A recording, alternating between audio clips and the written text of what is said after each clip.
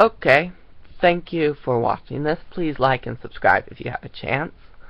I am going to show you the project that I worked on a few days ago, like a week ago, for my two nephews, one of whom is in preschool and the other is about a year and a half younger. So they're about the age to have miniature foam swords to swing at each other. I decided. It's better than the wooden ones they have right now. So, they don't actually hit each other with them. Anyways, but you want to know how I did this. So what I did was I cut out the shape for a foam sword. It's about 1.5 inches past the dowel. And I cut the dowel the length I wanted it and drew a pencil mark around the circumference of the dowel at the point where I wanted the handle to start and the blade to end. Then I cut the edge, like sculpted, carved an edge into the foam so that it would look cool, because a square blade doesn't look all that great. It's okay, it does the purpose, but this is cooler. And it's softer because the material flexes and bends better and whatnot. Really isn't that much softer, but camp foam really isn't that soft. This is just that blue $15 camp foam that you buy at Walmart. I have a pad of it, and I've been cutting it up and using it for stuff. And so, when you cut out the blade, the shape of the blade, and you sculpt it so it's pretty, you don't actually make it a super razor sharp edge. It would be impossible, and you just get this really wavy line. So you don't cut all the way down into the blade unless you're putting a spacer in between the two outer layers of foam, because then the blade won't be shaped right. It'll look funny, just trust me. And if you don't have a spacer, if you want your blades to be extra thin, then you can actually take I used a knife at first, and it works better, but you can also really quickly just use the edge of the dowel and scrape the foam, and gorge out a groove for the dowel to fit into, and it will make it so that you can bend the foam around the dowel easier so that it fits around and forms an edge, and you don't put your finger along the edge of the blade and feel two distinct pieces of camp foam. So once you've done that, the next step is to take tape and wrap over and around the ends of your dowels, so that both ends, so that it can't damage the foam as easily. And then you go to the end of your groove, which should be like 1 inch or 1.5 inches to 2 inches from the tip of your blade, maybe even farther, but then you get a flexible tip, and that's not necessarily good. You need to balance safety versus practicality. You put that in, and you make sure that you get it all the way in so that you aren't stopping your dowel from getting all the way to the end. Then the next step is to simply take a bead of hot glue and run it down your dowel or down through your foam. And you probably want to try not to melt your foam, but it shouldn't too badly. And you glue your dowel to your foam, and then you glue the other piece of foam on top of it so you sandwich it nice. And then you go into the corners of your the tips of your blade, because you should have cut them out side by side so that you have like a jagged saw look in the camp foam, where you can see the shape of the blade, and then you have triangles there where between the tips of your blades you cut those out, and you have your pommel, which you can put a hole in to you can take a knife and you can push it into the blade, or it puts the blade of your knife into the pommel, so that you have a place to so that you can put the dowel over the pommel, into the pommel of the blade. You attach it that way. And then you can tape it on if you want.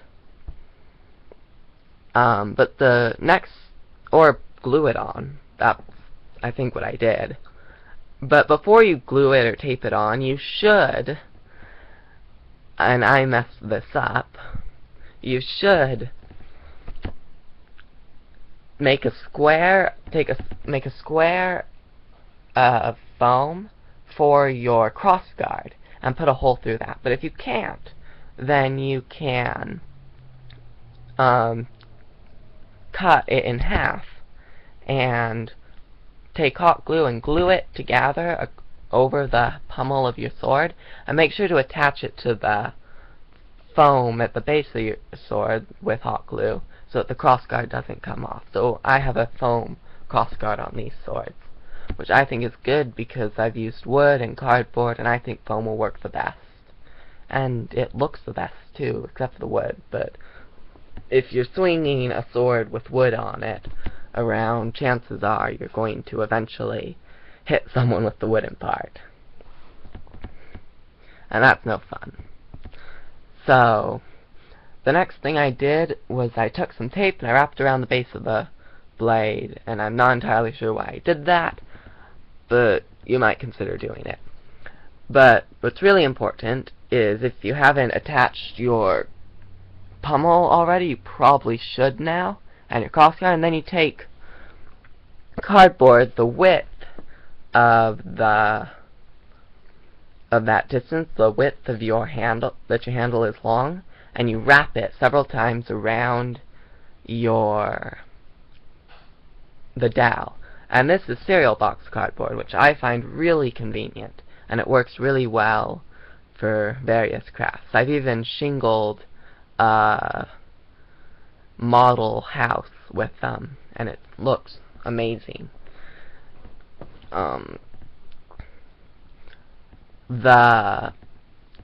And when you've taped that on, then you can proceed to take then you can take your tape, your masking tape, and wrap it around the crossguard, the pommel, so that you get a jewel shape. It's less of a triangle. You pull it together, it looks just a little bit nicer.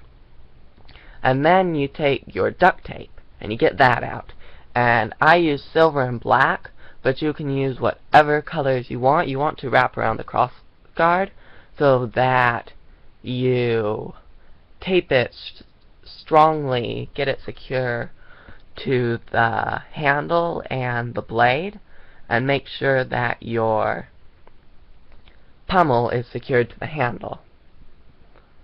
And then you can take some tape and wrap around you can run it along the blade of your,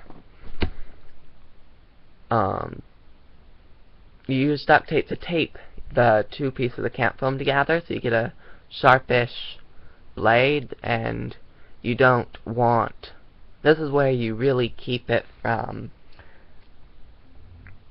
you want to pull your foam together, because if you don't, then you'll run your finger along the blade and you'll feel the individual pieces of foam, and it just won't be as good.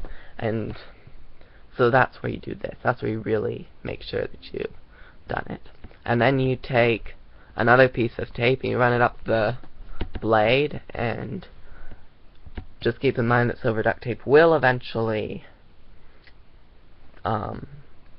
as you play with it, it will turn into gray duct tape a little bit, but it will still keep most of its shine. It looks good. And those are the finished blades. And so the next step, of course, is to make shields and write all over your blades. Because what's fun about a blade if it doesn't have a name? And so I made the shields by taking two pieces of cardboard and I cut them out with the shape of a lid, like a lid of a bowl from Mom's kitchen, and eventually I taped them together with duct tape. But before I did that, you need to take an ice cream bucket and you need to cut an eye shape out in order to hold your forearm and wrist, and grab around, it's not actually a wrist, on your shield. And keep in mind that these are for young children, so they're in miniature. You might want to use 3 or 4 pieces if you're making it for yourself. And some people put a layer of foam across the front of their shield, and that works nice and will help keep it strong, and it will break the force of the blades. But these are just for kids. And so you cut grooves in, and you can fold over your piece of plastic from your ice cream bucket, and then push it through the slit, and then unfold it, and it won't come out. And then once you put them all in, you push it all the way up as far as it will go, and trim along the edge. And then do the other side down, if you understand what I'm saying, but it will make it so that you can flatten it and pull it out so it goes in and out and is retractable, and change the size a little bit. That way you aren't without breaking through your duct tape. And then you just run a bead of hot glue up and down between the vertically between the two handles, and push them together, hold them there for a few minutes, and then take duct tape around the edge. And then you decorate it. And I wrote, and I had fun with scripture, paragraphs, and parallels. Anyways, if you like it, please say so, and use the thumbs up button, and subscribe for more videos.